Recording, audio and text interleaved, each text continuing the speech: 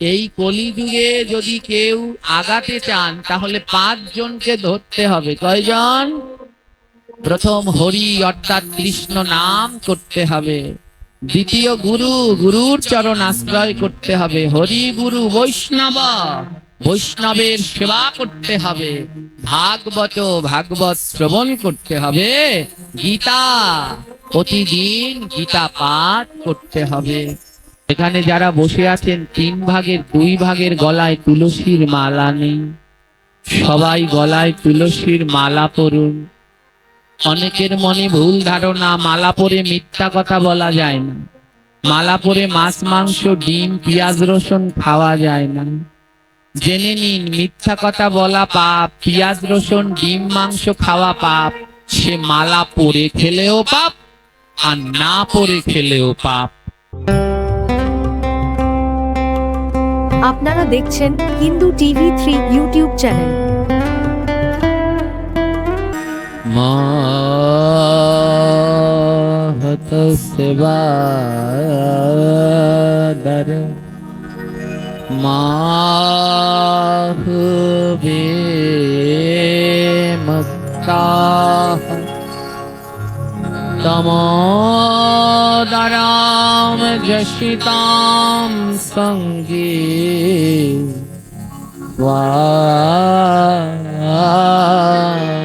স্বাগমা।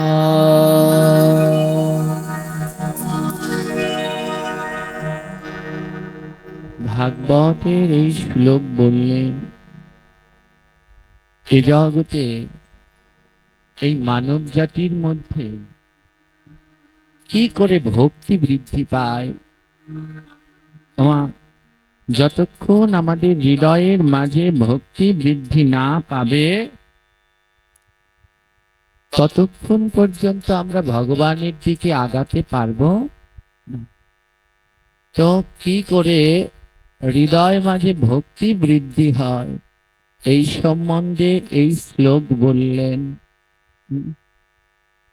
বাবু শ্যামল মল্লিক বাগদিয়া একটি পত্রে লিখেছেন, এত হরিনাম হচ্ছে কিন্তু মানুষের কেন পরিবর্তন হচ্ছে না?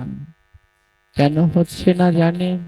পরিবর্তনে এই আমরা যা হরিনাম যা দেখতে পাই, নামযজ্ঞ নাম কীর্তন, এগুলো অধিকাংশই শুধু লোক দেখানো, প্রকৃত রূপে কিছুই হচ্ছে না। যাকে দিয়ে ভূত সারাবো তাকে যদি ভূতে ধরে, তাহলে ভূত সারানো যায় কি? আমাদের ভাগবত স্পষ্ট বলে দিলেন, তামসিক আহারকারী ব্যক্তির মুখে হরিকথা শ্রবণ করা আর সর্প উচ্ছিষ্ট দুধ পান করা একই কথা। হ্যাঁ বাবা, দুধ হলো একটি সুষম খাবার, যার ভিতরে খাদ্যের 6টি উপাদান থাকে। দুধ খেলে দেহের ভিতরে সব প্রবেশ করবে, ভিটামিন আয়রন সব দেহের মধ্যে প্রবেশ করবে। ওর ভিতরে খাদ্যের 6টি উপাদানই রয়েছে।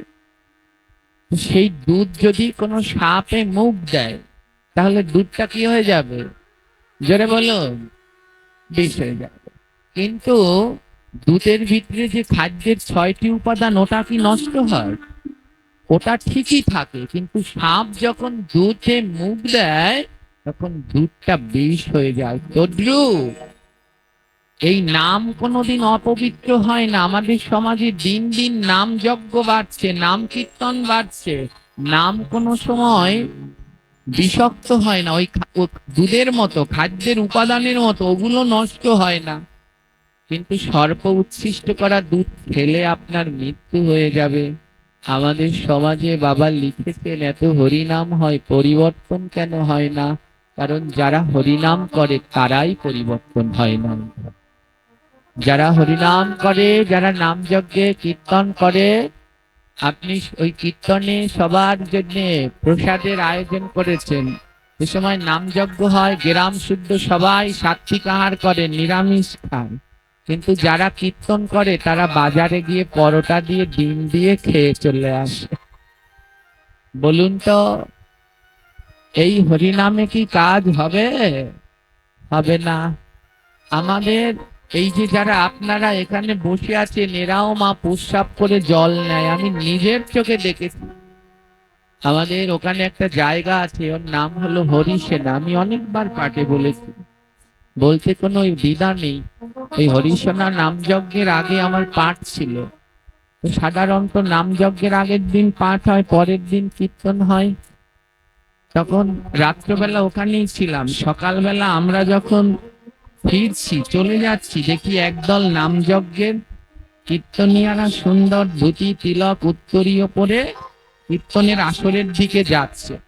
বাবা কি করলেন জানেন? সেই রাস্তার পাশে দাঁড়িয়ে তাদের উপরে মৃদঙ্গ, শ্রীখোল। শ্রীখোল কোনো সাধারণ জিনিস নয়, ওর মধ্যে 84 ক্রোশ বৃন্দাবন রয়েছে শ্রীখোলের মধ্যে। তাদের উপরে শ্রীখোল, ধুতি জাগিয়ে রাস্তার পাশে দাঁড়িয়ে দাঁড়িয়ে প্রস্রাব করছে। একটু হাত পাও ধুল না, সেই নিয়েই কীর্তনের আসরে উঠছে। আর আমরা তো সহজ সরল মানুষ, তাদের চরণ ধুলা ভক্তি ভরে নিয়ে মাথায় দিচ্ছি। বিষ জেনে খেলেও মরবে, না জেনে খেলেও।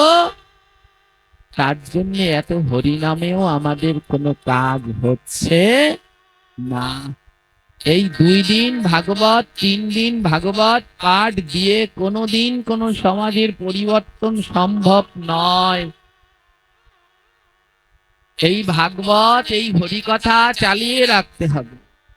আমি বিশেষভাবে এই অধম গৌর গোবিন্দ দাস এই এলাকার দেখলাম যত যুবক ছেলেরা আছে এবং প্রবাসে রয়েছে অনেক ভাইয়েরা, তারা অর্থ দিয়ে সহযোগিতা করলো। আর এই ছেলেরা সবাই মিলে শারীরিক পরিশ্রমে আদ্যকার এই নববৃন্দাবনের আয়োজন করেছে। রাধা রানীর কাছে প্রার্থনা করি, প্রত্যেকটা গ্রামে যদি এমন যুব সমাজ থাকে, তাহলে সেই গ্রামের পরিবর্তন হবে, হবে, হবেই হবে, কেউ রুখতে পারবে না। অনেক জায়গায় যাই, আমাদের যুবক ভাইরা টাকা উঠিয়ে ওই মেয়েদের এনে নাচানাচি দেখে, তারপর বিভিন্ন কি কয় কনসার্ট মনসার্ট ওইসব দেখে। কিন্তু এখানের ভাইয়েরা এত সুন্দর উদ্যোগ নিয়েছেন, 2 দিন ব্যাপী এই হরিকথার আয়োজন করেছে। আমাকে বলছে বাবা আশীর্বাদ করবেন যেন প্রতি বছর করতে পারি। আমি প্রাণ ভরে এই ব্যাসাসনে বলে যাই, প্রতি বছর নয়, যতদিন চন্দ্র সূর্য থাকে এই মন্দির প্রাঙ্গণে প্রতি বছর যেন এই বৃন্দাবন মেলে। আর আমি এই ব্যাসাসনে ভক্তদের কাছে কথাও দিয়ে গেলাম, যদি এই বৃন্দাবনের কোনো কাজে যদি আমায় লাগে অবশ্যই স্মরণ করবেন, আমি সবার আগে এর সাথে যুক্ত থাকব। খুব সুন্দর উদ্দেশ্য, কিন্তু আমাদের পরিবর্তন কোথায়? প্রত্যেক জায়গায় মন্দির আছে। আমাদের পার্শ্ববর্তী ইসলাম ধর্মে বলে মসজিদ, আর আমাদের ধর্মে বলে মন্দির। ইসলাম ধর্মে সকালে হলে পরে সূর্য ওঠার পরে মাইকে ডাক দেয়, শুনেছেন? কাদের ডাক দেয়? বুড়াদের? কাদের? ছোট বাচ্চাদের ডাক দেয়, তাড়াতাড়ি উঠে পড়েন। মায়েদেরকে বলে আপনারা আপনাদের সন্তানদেরকে জাগান, জাগিয়ে আমপাড়া সেপাড়া নিয়ে পাঠান। ওরা আমপাড়া সেপাড়া নিয়ে প্রতিদিন মক্তবে পড়তে যায়। আমাদের ধর্মে মন্দির আছে, যায় কি? জোরে বলুন। এখন একটা শুরু হয়েছে গীতা ক্লাস, তা কয়দিন হয়? সপ্তাহে? আপনাদের এই মন্দিরে হয় কি? হয়? এই মন্দিরে হয় মায়েরা? আমি জানি না, হয় না। বাহ, হয়। যদি হয় তাহলে আমাদের ধর্মে হয় কয়দিন? গীতা ক্লাস কয়দিন হয়? ওই শুক্রবার। আর ওই ধর্মে কোরআন শিক্ষা কয়দিন হয়? 7 দিন। একদিনও বন্ধ আগাবেন কি করে? একদিন গীতা ক্লাস হয়, যখনই কোনো মন্দিরে গীতা ক্লাস শুরু হয় দলে দলে ছাত্ররা আসে, কিন্তু 10 দিন 15 দিন 1 মাস গেলে আর খুঁজে পাওয়া দোষ কার? কার দোষ? মাটি ভালো না হলে কোনোদিন ফসল ভালো হয় না, হয় কি? মাটি ভালো না হলে ফসল ভালো হয় না, লাইনটা মন দিয়ে শুনবেন। আবার মাটি ভালো না হলে সন্তানটিও ভালো হয় না। এক মাটি মানে এই মাটি, আরেক মাটি মানে মাকে বোঝালো মাটি, মাকে বোঝালো মাটি ভালো না হলে সন্তানটিও ভালো হয় না। আমাদের ছোট্ট সোনামণিরা গীতা স্কুলে যেতে চায়, ওদের উৎসাহ থাকে, কিন্তু দুঃখ হলো আমাদের মায়েরা বলে কি জানেন, বলে 7 দিন ধরে 6 দিন স্কুলে গেলি, প্রাইভেট পড়লি, আজ আর এই সকালবেলায় গীতা স্কুলে যাওয়া লাগবে না, ঘুমা, আছে একটু বেশি করে ঘুমা, আজ বন্ধের দিন। তাই আমাদের শিক্ষা হলো না। এই ধর্ম তখনই জাগবে যখন প্রত্যেক ঘরে ঘরে গীতা শিক্ষা হবে। যতক্ষণ পর্যন্ত গৃহের মাঝে গীতা শিক্ষা না হবে ততক্ষণ পর্যন্ত আমাদের কোনো পরিবর্তন নেই। আমার একটা কীর্তন হয়, এই নাম কীর্তন হোক, ভাগবত পাঠ হোক, সবার শেষে একটা কীর্তন করতে হয়, ওর নাম হলো নাম পূরণ কীর্তন। হ্যাঁ, হরি হরায় নম, কৃষ্ণ যাদবায় নম, শুনেছেন তো? যাদবায়, মাধবায়, কেশবায়। এই কীর্তনের ভিতরে দুটো গ্রন্থের নাম আছে। কয়টা গ্রন্থের নাম বলতে পারেন? দুটো গ্রন্থ কি কি? হ্যাঁ, ভাগবত গীতা। হরি গুরু বৈষ্ণব ভাগবত গীতা। এই কলিযুগে যদি কেউ আগাতে চান তাহলে 5 জনকে ধরতে হবে। কয়জন? প্রথম হরি অর্থাৎ কৃষ্ণ নাম করতে হবে। দ্বিতীয় গুরু, গুরুর চরণ আশ্রয় করতে হবে। হরি গুরু বৈষ্ণব, বৈষ্ণবের সেবা করতে হবে। ভাগবত, ভাগবত শ্রবণ করতে হবে। গীতা, প্রতিদিন গীতা পাঠ করতে হবে। এখানে অনেকজন বসে আছেন, IA pass, BA pass, MA pass, কত বড় বড় ডিগ্রি লাভ করেছেন, কিন্তু যদি বলা হয় গীতার একটা শ্লোক বলো, সবাই থতলাতে থাকবে, পারে না। 5টা শ্লোকও গীতা থেকে বলতে পারে না। কি করে আমরা আগাবো? এই নাম যজ্ঞ, এই হরি কীর্তন লিখেছেন, এই হরি নাম, এত হরি নাম হচ্ছে, কিন্তু মানুষের কেন পরিবর্তন হচ্ছে না? হবে কি করে? কারণ আমাদের এমন অবস্থা, পড়ার উপরে বিশ্বাস নেই, মাস্টারের উপরে বিশ্বাস। আপনি যদি মাস্টারের উপরে বিশ্বাস করে বসে থাকেন আর বই যদি না পড়েন, পরীক্ষায় পাশ করতে পারবেন কি? জোরে বলুন। কোনোদিন পরীক্ষায় পাশ করা যাবে না। আমাদের দশা হলো সেই, মাস্টারের উপরে বিশ্বাস, বইয়ের উপরে বিশ্বাস নেই। মাস্টারকে, মাস্টার হলো গুরু। আর গীতা গ্রন্থ, ভাগবত শাস্ত্র আদি, সেগুলোর উপরে বিশ্বাস নেই। শুধু একটাই বিশ্বাস, গুরু পার করে নেবে, গুরু পার করে নেবে। আরে পার করার কাজ তো করতে হবে। তাই শুধু মাস্টারের উপরে বিশ্বাস রেখো না, সাথে সাথে গীতা ভাগবত গ্রন্থ আদি অনুশীলন করো। কে বলেছে পরিবর্তন হবে না? হবে, 100 বার পরিবর্তন হবে। এই পরিবর্তনের জন্য ভাগবত পাঠের দরকার, গীতা পাঠের দরকার। এমন আমি কোনো জায়গায় শুনিনি নাম যজ্ঞ শুনে, নাম কীর্তন শুনে কেউ বলেনি আমি গলায় তুলসীর মালা পরেছি, কিন্তু আমি অনেককে শুনেছি আমি ভাগবত পাঠ শুনে গলায় তুলসীর মালা দিয়েছি। কেউ বলেনি নাম যজ্ঞ শুনে আমি প্রসাদ ভুজি হয়েছি, কিন্তু আমি অনেককে দেখেছি যারা বলেছে ভাগবত পাঠ শুনে আমি গোবিন্দের প্রসাদ পাই, আমি প্রসাদ ভুজিতে পরিণত হয়েছি। কোন জায়গায় শুনিনি নাম যজ্ঞ শুনে কালী পুজোয় পাঠা বলি বন্ধ হয়েছে, কিন্তু অনেক জায়গায় শুনেছি ভাগবত পাঠ শুনে পাঠা বলি বন্ধ হয়েছে। তাই অবশ্যই আমাদের জীবনে গীতা ভাগবতকে বড় গুরুত্ব দিতে হবে। তোমা শুদ্ধ সাধু সঙ্গ করুন, এ জীবনের পরিবর্তন হবে। কৃষ্ণ ভক্তি লাভ করতে হলে কি চাই? তোমার লক্ষ্মীর পুজো করলে কি পাওয়া যায়? জোরে বলবেন। ধন সম্পদ পাওয়া যায়। সব ডিপার্টমেন্টে একজন দেবী আছে। সরস্বতীর পুজো করলে কি পাওয়া যায়? বিদ্যা বুদ্ধি পাওয়া যায়। গণেশের পুজো করলে কি পাওয়া যায়? সফলতা, ব্যবসা বাণিজ্য ভালো হয়। বিশ্বকর্মার পুজো করলে কি হয়? শিল্প গুণ পাওয়া যায়, আঁকা জোকা খুব সুন্দর ভালো হয়। এইখানে একজন বসে আছে, এনার নাম কি বলুন? যারে বলুন। তুলসী দেবী, বৃন্দা দেবী, এর আরো একটা নাম আছে ভক্তি দেবী। তুলসী দেবী, বৃন্দা দেবী, ভক্তি, এনার পুজো করলে কি লাভ হয়? তুলসীর পুজো না করলে কোনোদিন কৃষ্ণ ভক্তি লাভ হয় না। তুমি যত কৃষ্ণকে ডাকো, যতক্ষণ তুলসী সেবা না করবে কৃষ্ণ পাবে না।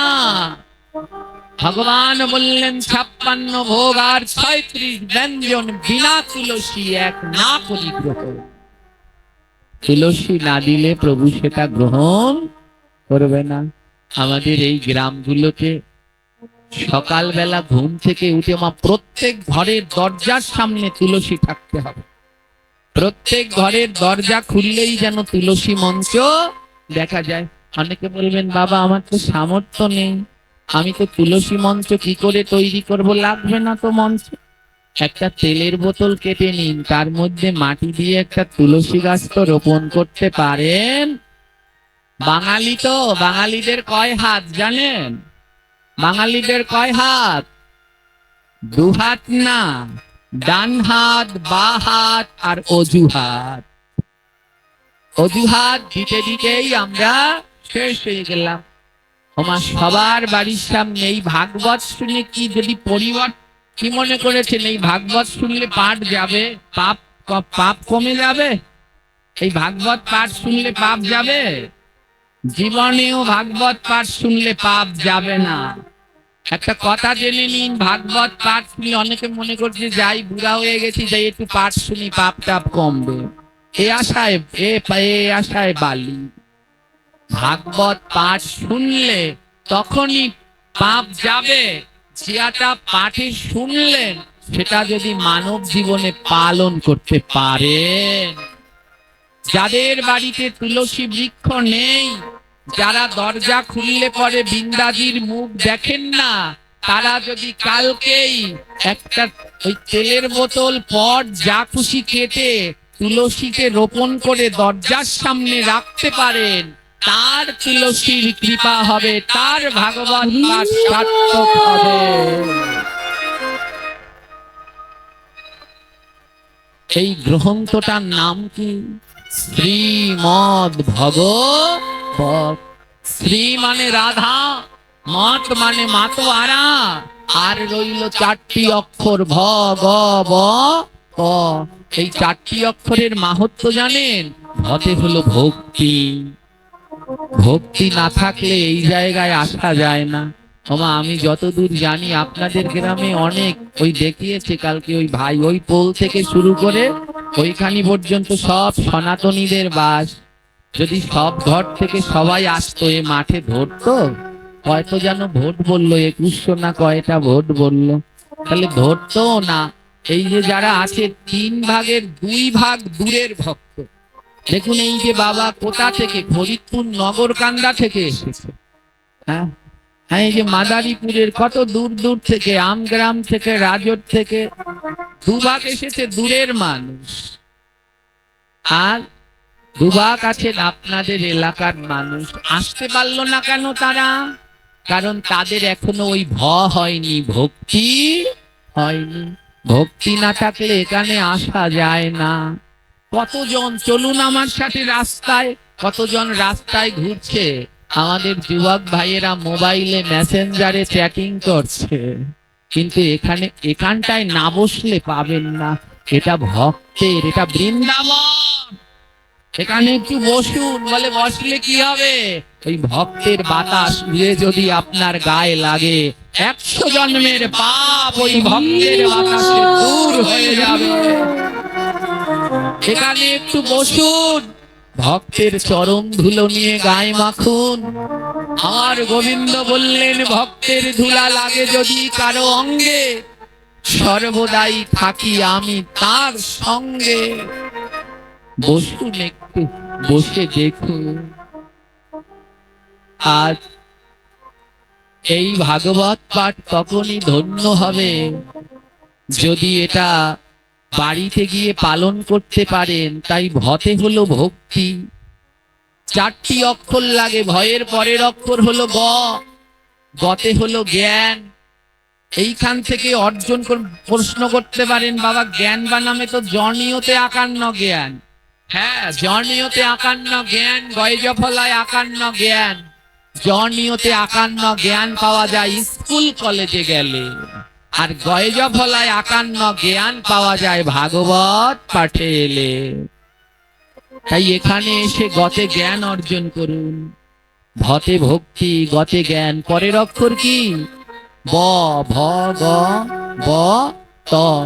পরের অক্ষর ব, বতে হলো বৈরাগ্য। বৈরাগ্য কাকে বলে? আপনি পাঠে যেটা শুনলেন ওটা বাড়িতে গিয়ে যদি পালন করেন ওর নাম হলো বৈরাগ্য। সর্বশেষ অক্ষর কি মা? ত, ততে হলো ত্যাগ। সেই দিন সার্থক না। আর আমি ওই অখাদ্য কুখাদ্য খাবো না, ওগুলো সব ত্যাগ করে দিয়ে আজ থেকে গোবিন্দের প্রসাদ গ্রহণ করব। না, আর টিভি দেখে, সিনেমা দেখে, মোবাইল দেখে সময় নষ্ট করব না। আজ থেকে আমি প্রতিদিন 16 মালা জপ করব। ওই সব যেদিন ত্যাগ করতে পারবেন সেদিনই আপনার ভাগবত পাঠ নিতাই গৌর হরি বলে ধন্য হবে।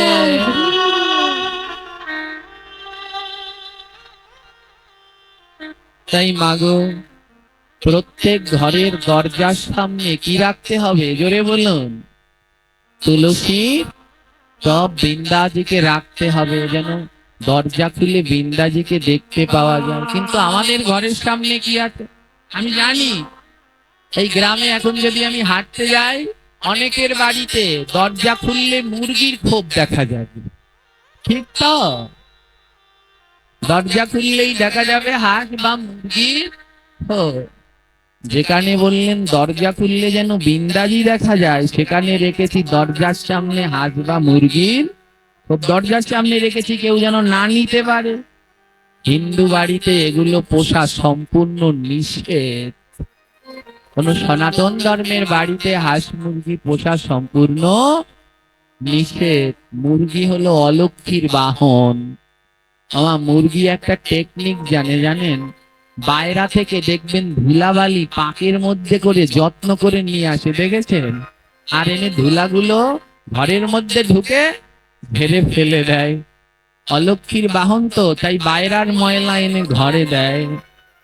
তাই এগুলো পোষা বন্ধ করুন। প্রত্যেক ঘরের সম্মুখে বৃন্দাজি রাখুন। ভক্তি দেবীর কৃপা না হলে কোনোদিন গোবিন্দ পাওয়া যায় না। সেখানে যারা বসে আছেন 3 ভাগের 2 ভাগের গলায় তুলসীর মালা নেই।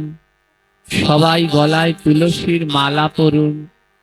অনেকের মনে ভুল ধারণা, মালা পরে মিথ্যা কথা বলা যায় না, মালা পরে মাছ মাংস ডিম পেঁয়াজ রসুন খাওয়া যায় না। জেনে নিন, মিথ্যা কথা বলা পাপ, পেঁয়াজ রসুন ডিম মাংস খাওয়া পাপ। সে মালা পরে খেলেও পাপ আর না পরে খেলেও পাপ।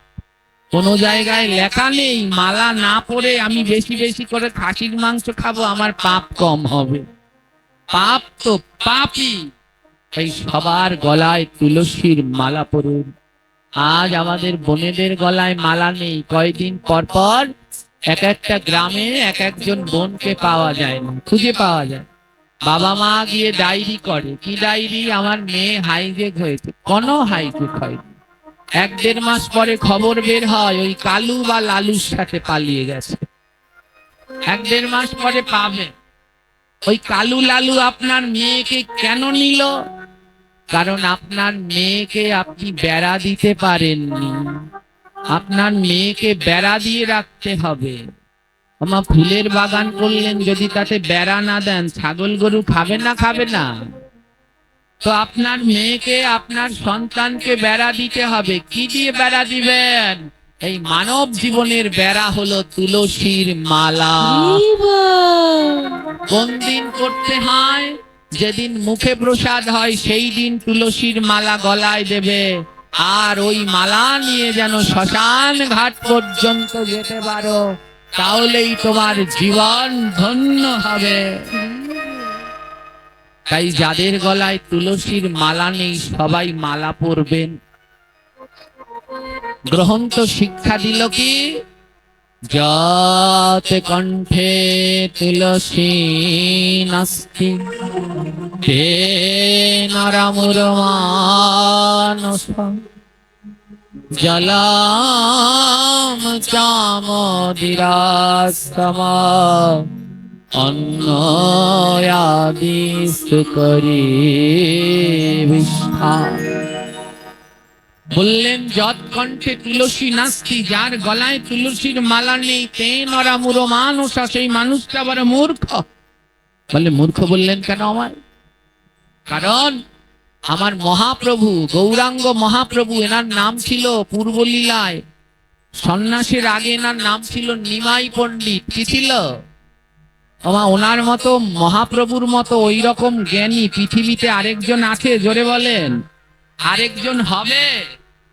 আমার মহাপ্রভুর গলায়, গৌরের গলায়, নিতাইয়ের গলায় তুলসীর মালা আছে না নাই? বলে আমার নিতাই মালা পড়লো, আমার গৌর মালা পড়লো, আর তুমি মালা পড়লে না। তার জন্যই গ্রন্থ বলল যত কণ্ঠে তুলসী নাস্তি তেন রামুর মানস। তার হাতে যদি জল খাও, জলম চ মদিরাসম, যার গলায় তুলসীর মালা নেই তার হাতে জল খেলে মদিরা। মদিরা মানে কি? মদ খাওয়া হয়ে যায়। অন্ন আদি শুকরি বিষ্ঠা, অন্ন আদি খেলে সেগুলো কি খাওয়া হয়? কার বিষ্ঠা? শুকরের। এত প্রাণী থাকতে শুয়োরের নাম নিল কেন? গরু, ছাগল, ভেড়া এদের বিষ্ঠা গাছের গোড়ায় দিলে সার হয়, গাছ বড় হয়। আর শুয়োরের বিষ্ঠা গাছের গোড়ায় দিলে গাছটা 7 দিনের মধ্যে মারা যায়। তাই যার গলায় তুলসীর মালা নেই তার সঙ্গে 7 দিন থাকলে তোমার কৃষ্ণ ভক্তি সব নষ্ট হয়ে যাবে। তাই সবাই গলায় তুলসীর মালা পরবেন। যাদের গলায় মালা নেই কেউ যেন মনে কষ্ট পাবেন না। যারা কৃষ্ণ মন্ত্রে দীক্ষিত সবাই মালা পরবেন। বলে আমি তো অন্য মতের, আমি কি পড়তে পারবো? কেন পারবেন না? অবশ্যই পারবেন। যে যেই মতের হন, গলায় আইচার মালা পরেন, রুদ্রাক্ষের মালা পরেন, ফটিকের মালা পরেন, তার সাথে অবশ্যই তুলসীর মালাটাও ধারণ করেন। কারণ তুলসী ছাড়া ভক্তি কেউ দিতে পারে না। ওই যে বলল 56 ভোগ আর 36 ব্যঞ্জন বিনা তুলসী প্রভু না করে গ্রহণ। তোমার এই দেহটাও গোবিন্দ সেবার, আর এই দেহে যদি তুলসী না থাকে গোবিন্দ এই দেহটাকেও গ্রহণ করবে না। সবাই তুলসীর মালা পরবেন। সাধু সঙ্গে এই কথাগুলো কোথায় গেলে শেখা যায়? সাধু সঙ্গে ভাগবত পাঠে গেলে শেখা যায়। জানেন, আমরা দুর্লভ মানব জন্ম পেলাম, কিন্তু তাও এই ভাগবতের মহিমা বুঝতে পারলাম না। মানুষ মরার পরে স্বর্গে যেতে চায়, স্বর্গে সুখ আছে, কিন্তু সাধু সঙ্গ নাই, সাধু সঙ্গ নাই। ভগবান রামচন্দ্র তার সমস্ত লীলা, অযোধ্যা লীলা শেষ করে যখন আবার বৈকুণ্ঠে ফিরে যাচ্ছেন, রথ পাঠালেন লক্ষণের জন্য, রথ পাঠালেন, লক্ষণ চলে আসো, আমাদের লীলা শেষ, আমরা বৈকুণ্ঠে ফিরে যাব। মা রাম, লক্ষণ, ভরত, শত্রুঘ্ন, এরা হলো 4 জন নারায়ণ। অনিরুদ্ধ নারায়ণ, বাসুদেব নারায়ণ, শঙ্কর্ষণ নারায়ণ, পদ্মনাভ নারায়ণ। 4 নারায়ণ ত্রেতা যুগে জন্মগ্রহণ করেছিলেন। রামচন্দ্র লক্ষণের জন্য রথ পাঠালেন, চলো লক্ষণ ফিরে যাই। লক্ষণ রথে করে ফিরে গেলেন। ভরতের জন্য রথ পাঠালেন, ভরত ফিরে গেলেন। সবার জন্য সীতা, উর্মিলা, মান্ডবী, সবাই, কইকেয়ী, কৌশল্যা, সুমিত্রা, এক এক করে রামলীলায় যারা ছিলেন সবাই বৈকুণ্ঠে ফিরে গেলেন। লক্ষণ জিজ্ঞেস করলেন, দাদা তুমি এত নিষ্ঠুর কেন? রাম বললেন, আমি কেমন নিষ্ঠুর রে ভাই?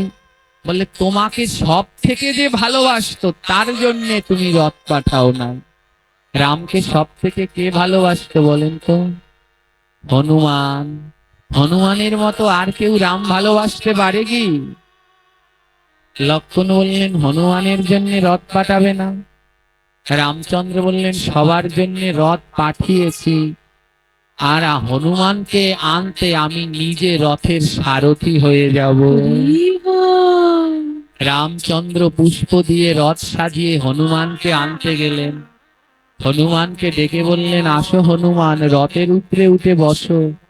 এই পৃথিবীতে আর আমাদের কাজ নেই, আমাদের লীলা শেষ, এবার চলো বৈকুণ্ঠে ভিড়ে যাই।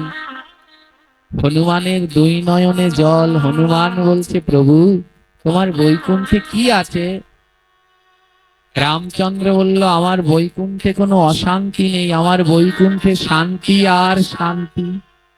আমার বৈকুণ্ঠে কোনো কারো খিদা লাগে না, সদা সর্বদা সে রস আনন্দে ডুবে থাকে, কোনো আহারের চিন্তা লাগে না, সুখের কোনো শেষ নেই, কোনো রোগ নেই, ব্যাধি নেই, জরা নেই, ওখানে কোনো কান্নাকাটি নেই, সবাই খুশি থাকে।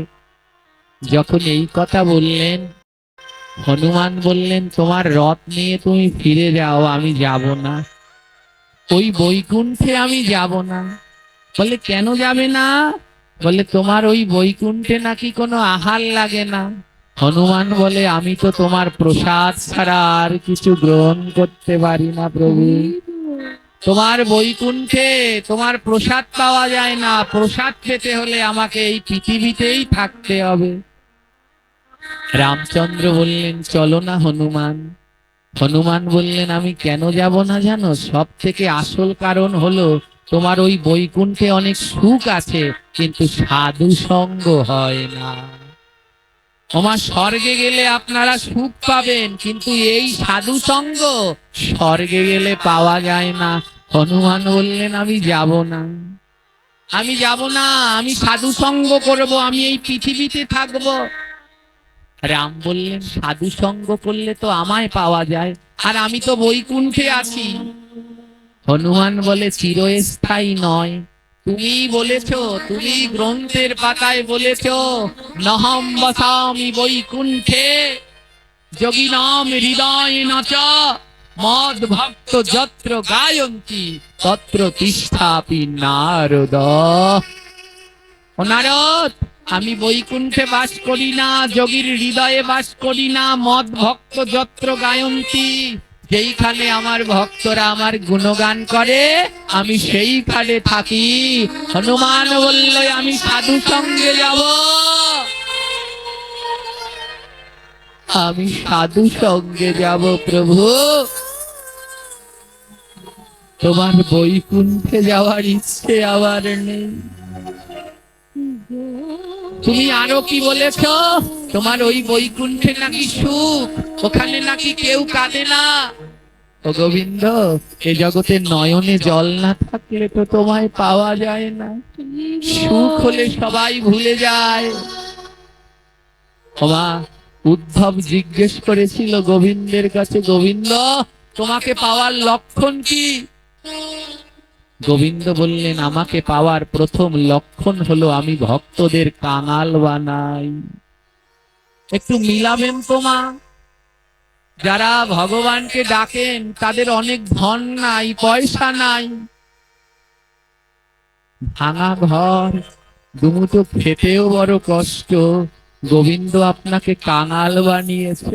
কাঙাল বানালে দুঃখ পাবেন না, ওটা গোবিন্দকে পাওয়ার লক্ষণ। উদ্ধব জিজ্ঞেস করিল, প্রভু তোমাকে পাওয়ার লক্ষণ? গোবিন্দ বলল, তিনটি লক্ষণ। প্রথমটি, আমি ভক্তকে কাঙাল বানিয়ে দেই। যদি কেউ অর্থ সম্পদ ত্যাগ করে কাঙাল হতে পারে তাহলে সে গোবিন্দ পায়। লালা বাবু জগৎ শেঠের লক্ষ লক্ষ কোটি কোটি টাকা ছিল, সব কিছু ফেলে দিয়ে কাঙাল হয়ে ভিক্ষার ঝুলি নিয়ে দুই বাহু তুলে চলে গেলেন সাধু সঙ্গে। বলে, তোমার অর্থ আছে, সেই অর্থের মোহ ত্যাগ করে যদি কাঙাল হতে পারো গোবিন্দ পাবে। আর এ জগতে গোবিন্দ যাকে জন্ম থেকেই কাঙাল বানিয়ে দিয়েছে সে বড় ভাগ্যবান। অনেকে বলে, বাবা ভগবানকে ডাকি কিন্তু ভগবান আমায় ঘর দেয় না, বাড়ি দেয় না, এর মধ্যে থাকি, আরে তুমি তো বড় ভাগ্যবান, তোমাকে তো গোবিন্দ জন্ম থেকেই কাঙাল বানিয়েছে। প্রভু বললেন, উদ্ধব বললেন তোমাকে পাওয়ার দ্বিতীয় লক্ষণ, ভগবান বললেন আমাকে পাওয়ার দ্বিতীয় লক্ষণ হলো প্রিয় মানুষগুলো কেড়ে নিয়ে যায়। যারা ছোটবেলা থেকে ভগবান ডাকছেন, দেখবেন কারো মাকে কেড়ে নিয়ে যাচ্ছে, কারো বাবাকে কেড়ে নিয়ে যাচ্ছে। যারা অল্প বয়সে ভগবানকে ডাকছেন, অনেক মায়েদের স্বামী কেড়ে নিয়ে যাচ্ছে, বিধবা করে দিচ্ছে, সন্তান কেড়ে নিয়ে যাচ্ছে। উদ্ধব জিজ্ঞেস করলো, তুমি প্রিয় মানুষগুলোকে কেড়ে নাও কেন প্রভু? গোবিন্দ বলে, আমি তো সবার কাছে ধরা দেই না। ও উদ্ধব, আমি সবার কাছে ধরা দেই না, আমি তার কাছে ধরা দেই। কার কাছে? কৃষ্ণ নামে ঝরে যার দুই নয়নে ধারা, তার কাছে আমি দেই ধরা।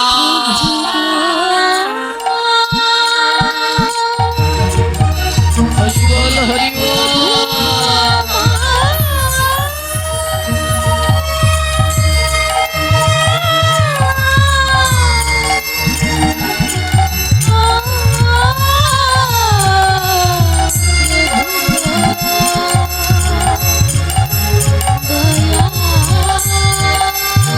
রাধে রাধে।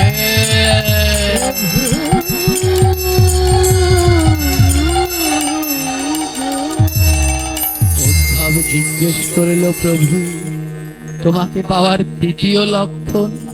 বলে, ভক্তের দেহের মধ্যে এক গাদা রোগ ব্যাধি দিয়ে রাখি। ওমা, যারা ভগবানকে ডাকেন, ভালোবাসেন, দেখবেন তাদের রোগ ব্যাধিরও কোনো শেষ নেই। উদ্ধব জিজ্ঞেস করলেন, এতে তোমার লাভ হয় কি? বলে, ওরা কাঁদবে, ওরা দুই নয়নের জলে কাঁদবে। জানো, আমি তখনই আসি যখন ভক্ত নয়নের জলে ভাসে। যে ভক্ত নয়নের জলে ভাসে, তার কাছে আমার প্রাণ গোবিন্দ আসে।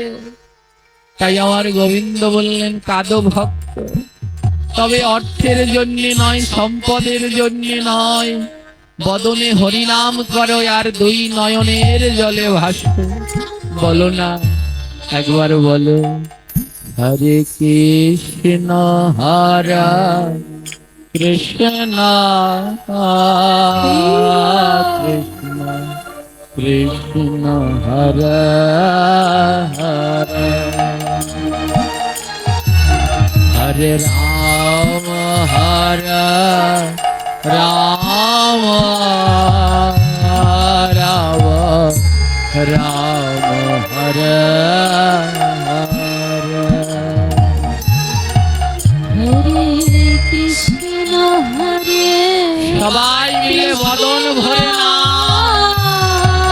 কৃষ্ণ কৃষ্ণ হরে হরে, হরি বল, হরি বল। হরে রাম হরে রাম রাম হরে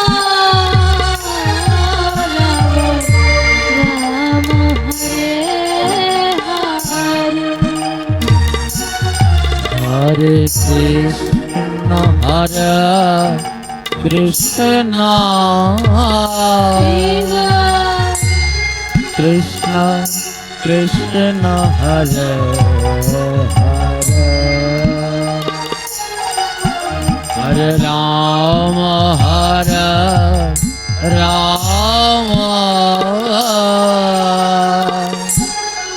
রাম রাম হরে হরে। হরে কৃষ্ণ হরে রাধে। কৃষ্ণ সবাই মিলে উচ্চ স্বরে বদন ভরে বলো, বেলা যে চলে যায়, আর কবে এমন মধুর হরিনাম গাইবে? রাম হরে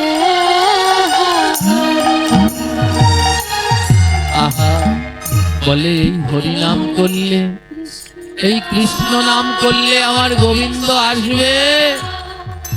এক পাশে দাঁড়িয়ে মহাজন বললেন, আসবে গো, নামে নামি নামে নাম করতে পারলে নামই নেমে আসে। নাম করো, বলো না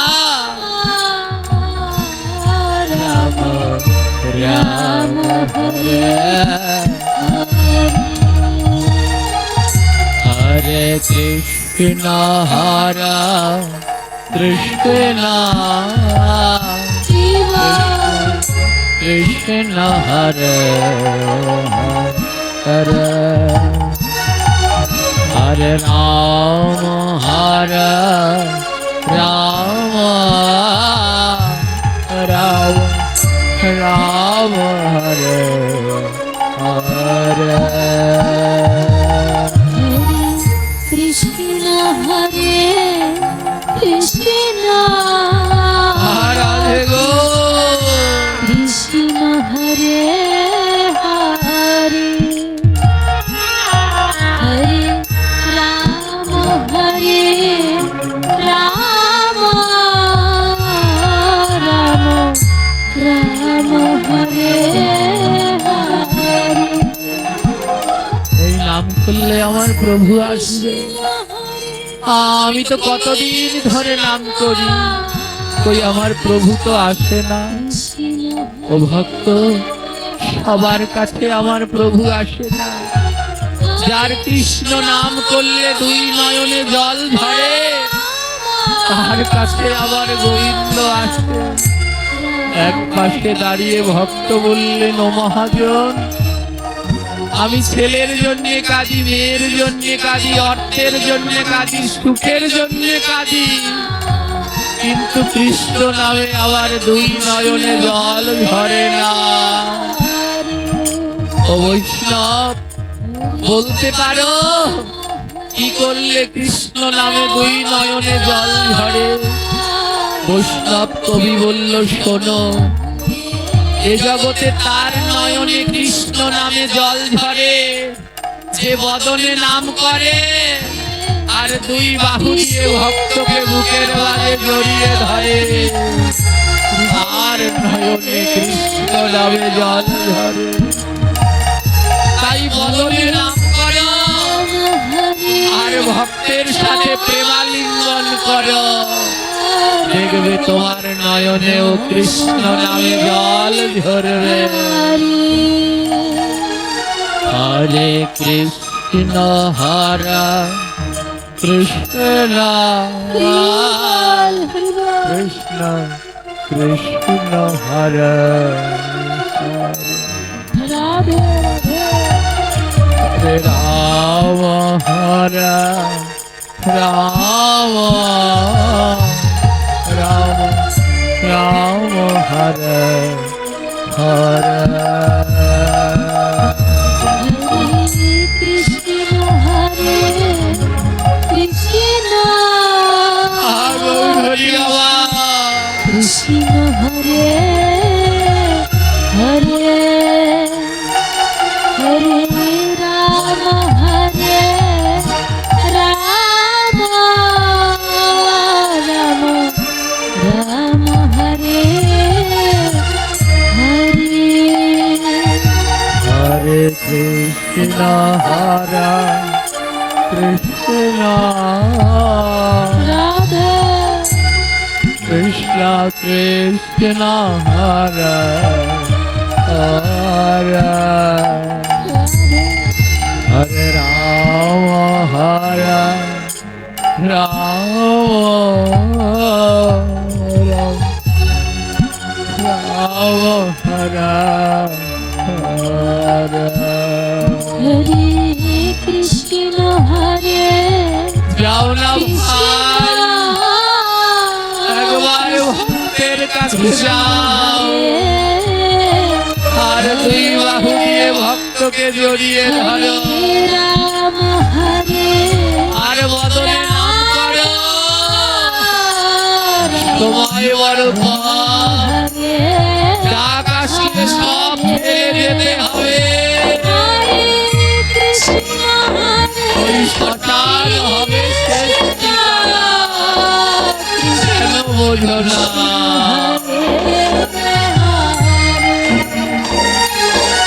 হরে রাম হরে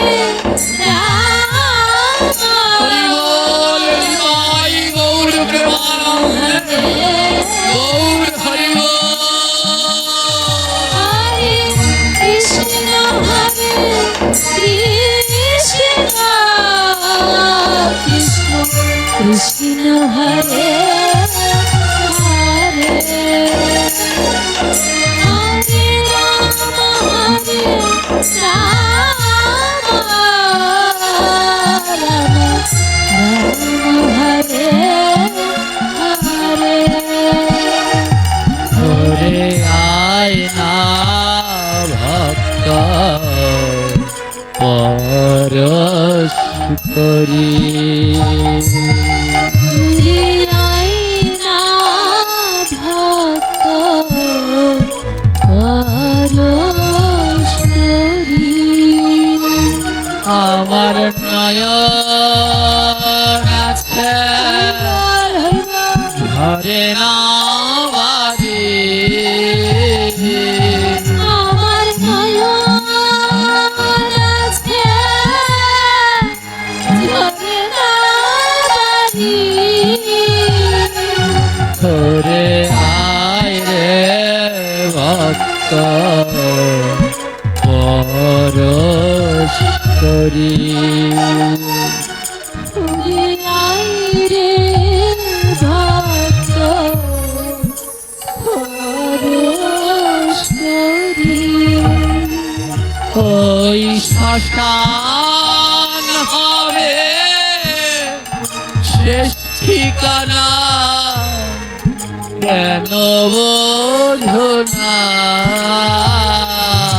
ওই শ্মশান হবে শেষ ঠিকানা, কেন বোঝো না? আর সময় থাকতে একবার ভক্তে চরণ ধরলাম না।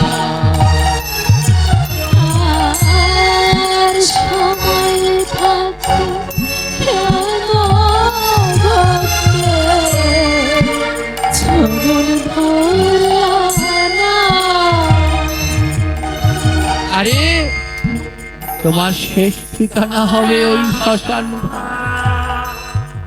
সময় থাকতে কেন ভক্তের চরণ ধরলে না?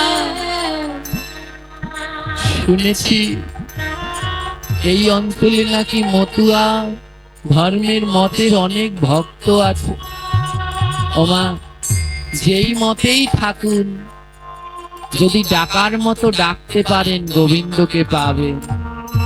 গীতায় গোবিন্দ বলল, যে আমাকে যেভাবে ডাকে আমি তাকে সেইভাবে সাড়া দেই। একটু শুনুন ভক্তের চরণ ধুলির কি মহিমা। ওরাকান্দি ধাম গুরুচাঁদ ঠাকুর, যেই গুরুচাঁদ ঠাকুর না আসলে এই নমশূদ্র জাতি কোনোদিন পড়াশুনো করতে পারত না। যেই গুরুচাঁদ ঠাকুর শত শত বিদ্যালয় প্রতিষ্ঠা করে গেছেন। অনেকে বলে ওরাকান্দিতে কোনো মঠ মন্দির নেই, ভুল ধারণা আছে।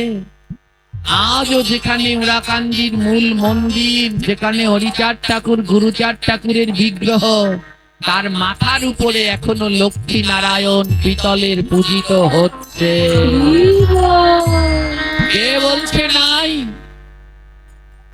আজ ওরাকান্দি ঢোকার পথে একটি দুর্গা মন্দির আছে।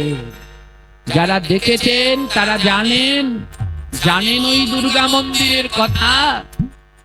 আজ ওরাকান্দিতে রথ হয়, দোল হয়, কিন্তু হয়তো কালের বিবর্তনে সেটা পরিবর্তন হয়েছে। এক সময় ওই রথে ভগবান উঠতো, এখন অন্য কাউকে উঠা। এক সময় ওই দোলে গোবিন্দ উঠতো, এখন হয়তো অন্য কাউকে ওঠা। ওই ওরাকান্দি ঢোকার পথে একটা দুর্গা মন্দির আছে জানেন? প্রতি বছর দুর্গা পুজো হতো। একবার কি হলো জানেন? প্রচুর ঝড়ে ওই দুর্গা পুজোর মাত্র 2-3 দিন বাকি, সেই সময় প্রচুর ঝড় বৃষ্টি হলো মা। আর ঝড় বৃষ্টিতে মন্দিরখানা ভেঙে গেল, বিগ্রহ ভেঙে গেল, গলে গেল বৃষ্টিতে। পুজোর 3-4 দিন বাকি, সবাইকে ডাকা হলো। মা দুর্গা পুজো মানে তো একটা বড় ব্যাপার, অনেক কিছু। সবাইকে ডাকা হলো। গুরুচাঁদ ঠাকুর সবাইকে বললেন, 3 দিনের মধ্যে তো দুর্গা বানানো সম্ভব না, আর মন্দির ভেঙে গেছে। হরিচাঁদ ঠাকুর গুরুচাঁদ ঠাকুর বলল, যে যা মায়ের ইচ্ছা, যখন মন্দিরও ভেঙে গেছে, বিগ্রহ ভেঙে গেছে, তাহলে এখন থেকে এখানে দুর্গাপুজো বন্ধ হোক, আর পুজো লাগবে না। সিদ্ধান্ত নিয়ে হরিচাঁদ ঠাকুর যখন গৃহে ফিরে যাচ্ছে, গুরুচাঁদ ঠাকুর যখন গৃহে ফিরে যাচ্ছে, হাতে একটা লণ্ঠন বাতি, সবার সাথে কথা শেষ করে যখন গৃহের দিকে যাচ্ছে, হঠাৎ গুরুচাঁদ ঠাকুর দেখে রাস্তার মধ্যে একজন লাল পাড়ে, হ্যাঁ, লাল পাড় সাদা কাপড় শাড়ি পরে এক মা দাঁড়িয়ে আছে। গুরুচাঁদ ঠাকুর বললেন, কে গো তুমি? এই অন্ধকার রাত্রে রাস্তায় দাঁড়িয়ে আছো, কে গো তুমি? যখন লণ্ঠনের আলোটা ওই মায়ের দিকে মারলেন, আর গুরুচাঁদ ঠাকুর তাকিয়ে দেখলেন অন্য কেউ নয়, সাক্ষাৎ মা দুর্গা দাঁড়িয়ে আছে।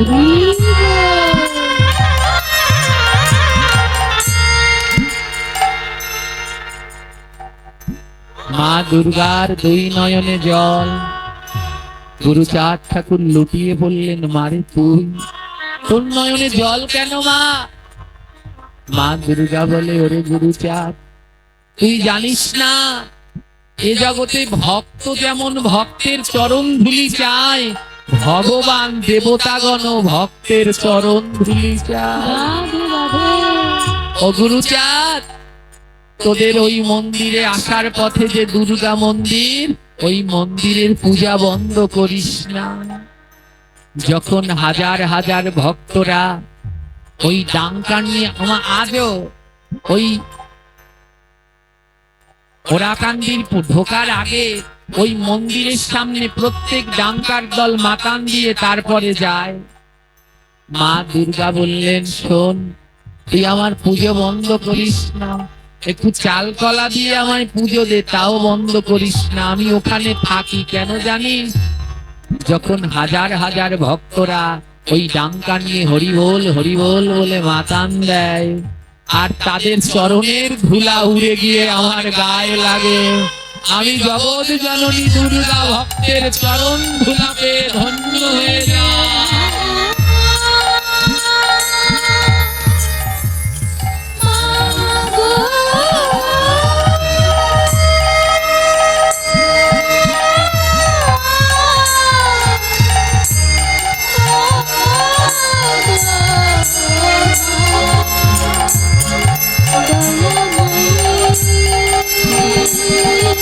হরি গৌর হরি।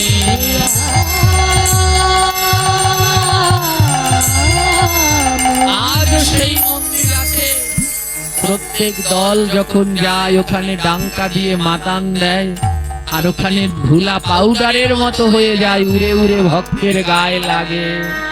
স্বয়ং দেব দেবীগণ ভক্তের চরণ ধুলি চায়, কিন্তু সেই ধুলার মাহাত্ম্য আমরা বুঝতে পারি না। আমরা দলাদলি করি, মতামতি করি, এটা ঠিক নয়। একজন পিতার 5টা সন্তান হতে পারে, কিন্তু 5 সন্তান যদি আলাদা আলাদা থাকে, পিতার ভালো লাগে? জোরে বলেন। 5 সন্তান যদি মিলেমিশে থাকে, তাহলে পিতার বড় আনন্দ।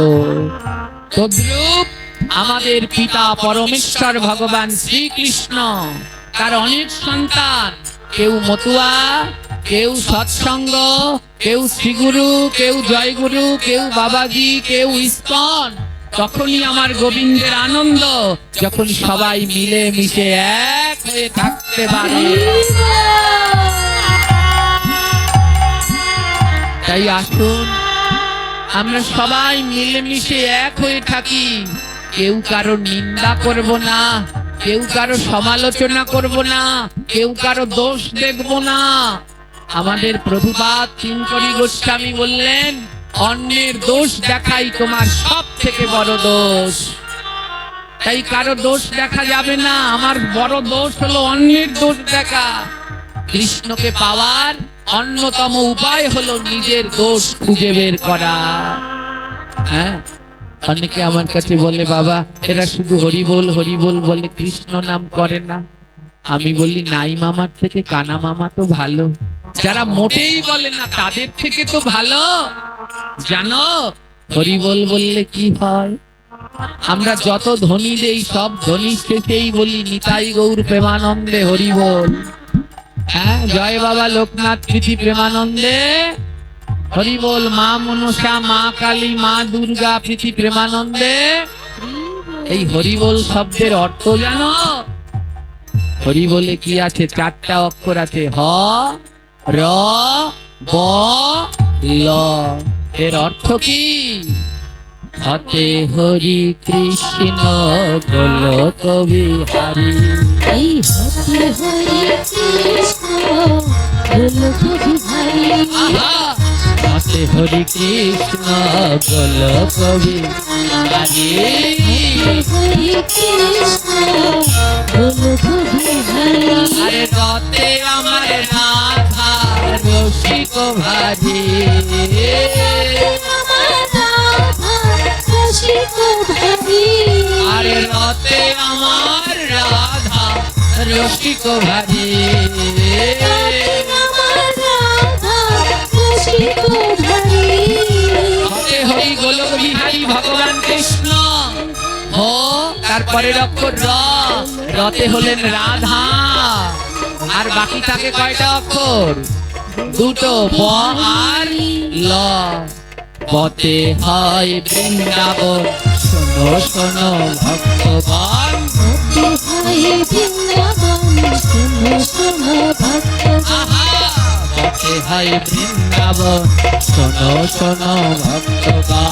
হতে হয় বৃন্দাবন, শোনো শোনো ভক্তগণ। লতে লীলা করে রাধা কৃষ্ণ দুইজন।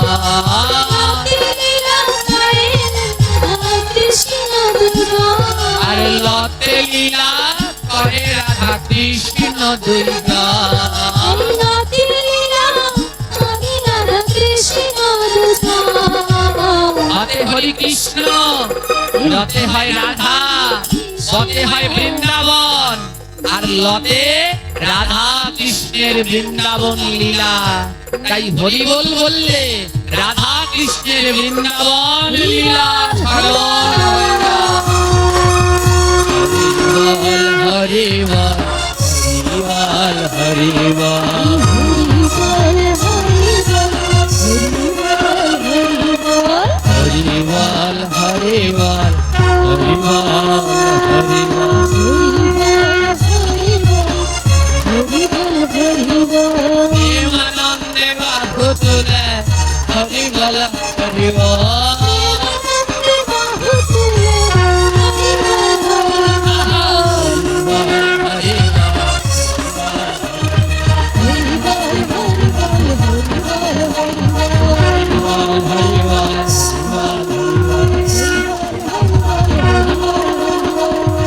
হরি বল, হরি বল,